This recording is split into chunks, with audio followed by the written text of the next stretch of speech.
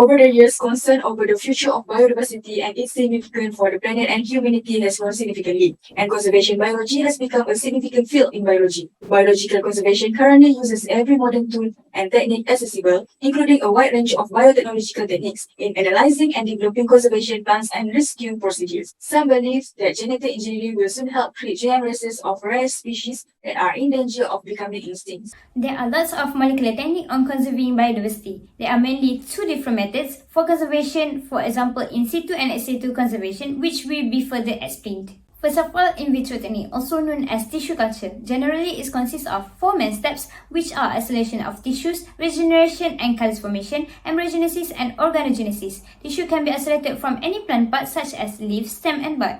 The isolated tissue must be disease-free portion and grow on culture medium. The proliferation of plant tissue is called callus. Next, it will undergo embryogenesis process, where the formation of somatic embryos was produced. Lastly, the somatic embryos will undergo process differentiation of shoot or root of the plant. On the other hand, for ex situ conservation, it includes captive breeding program, which is often set up for endangered species to reduce the chance they will go extinct.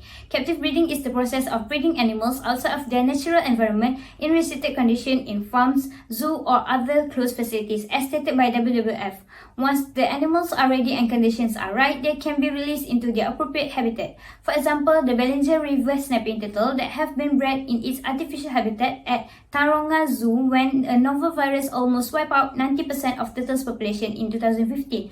Over 100 turtles have been bred and over 50 turtles that have been released to their home, where we can only be found at the Bellinger River. In situ conservation preserves recovering populations in their natural surroundings. It is also helps to create and maintain the conditions for evolution and adaptation within their own environments. The in situ conservation of live populations requires no advanced technology. There are optimal sampling strategies and breeding strategies, but the basic needs of an in situ programs are already available and affordable throughout the world. However, the animals are more likely to be affected by natural threats like poaching and predation. Environmental conditions that threaten the organisms in the area, such as diseases, may still be present. When a species population is threatened, it can be difficult to control some of the factors that are harming it. Here are some advantages of captive breeding programs. The captive breeding programs ensure that the animals are safe from other predators, diseases, rehabilitation, and other threats. It also has better medical facilities, which is really important for the animals who need treatments. This program provides a safe and closest natural environment for the animals to breed and grow. Factors like the temperature, climate surroundings, and others are carefully monitored. While captive breeding has achieved several outstanding successes, there are also some disadvantages arise. One of them is the high number of animals in captivity. Most centers where captive breeding takes place do not have space to support a larger breeding program. It also requires high cost to support and properly care for each animal, so they consist of few animals that cannot sustain a proper breeding population. Next disadvantage of captive breeding program is it depends on the behavior of the animals that are placed under these breeding programs. People who are in charge of these centers, as well as the employees who work as caretakers, try their best to recreate the natural habitats of these animals, but unfortunately, that cannot be accomplished completely. So, due to this change in environment, the behavior of the animals also changed, and it has proven to be difficult to overcome these changes.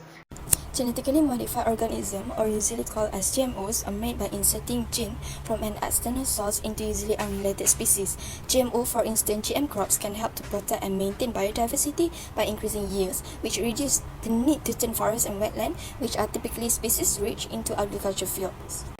Genetic engineering, which widely used, is one of the methods to create GMO.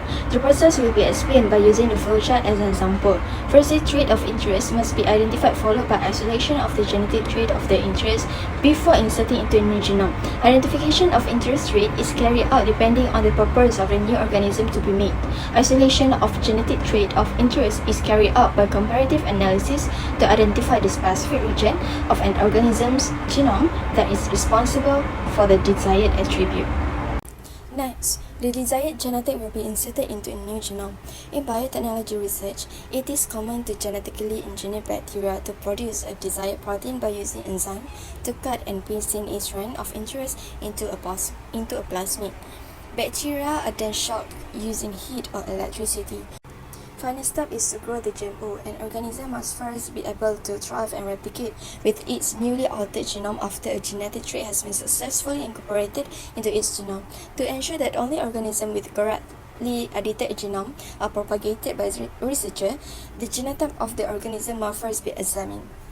Now that we know about what GMO is, let's go over to the advantages and disadvantages of GMOs, starting with advantages. Genetically modified foodstuff can be changed so as to have longer lasting life with the aim of limiting wastage of food. Apart from that, GMOs are also manipulated to grow in specified and problematic surroundings, which can be done by making the plants resistant to pests. Based on a study conducted by PG Economics to measure pesticide quantity on GMO, it was discovered that there is a 6% reduction of herbicide usage. Currently, food production in the world is 17% more than it's required for the population. The problem rises when food can't be dispensed easily to remote places of the world as a result of non-GMO life expectancy. GMOs can fix that problem easily. Most of the product that we consume today comes from one sole original source or clones. Not having genetic disparities put the crops at risk of easier viral or microbial attack and destroy the food source. Now, for the disadvantages. Food-related allergic reactions have increased approximately 3 to 5% for the past decade. This can be worrisome as more GMOs are commercialized. The percentage might just go up. As GMOs, as the name suggests, genetic data is inserted to improve the crop. However, this may contribute to antibiotic resistance in bacteria as they may uptake this antibiotic resistant gene. GMOs may contribute to cancer development as back in 2013, research found that an herbicide used has induced cancer in rats. Bees' sole purpose is to pollinate and cross-pollinate. However, contamination of GMO crops with non-GMO crops can happen, and this may put the non-GMO at risk as genetic transformation happen that may result in worse condition.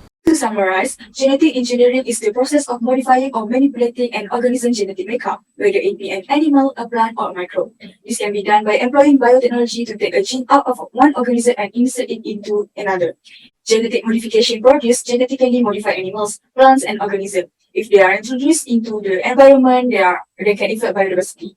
For example, existing species can be overrun by more dominant new species. Furthermore, in situ conservation refers to the practice of preserving a threatened plant or animal species in its natural habitat.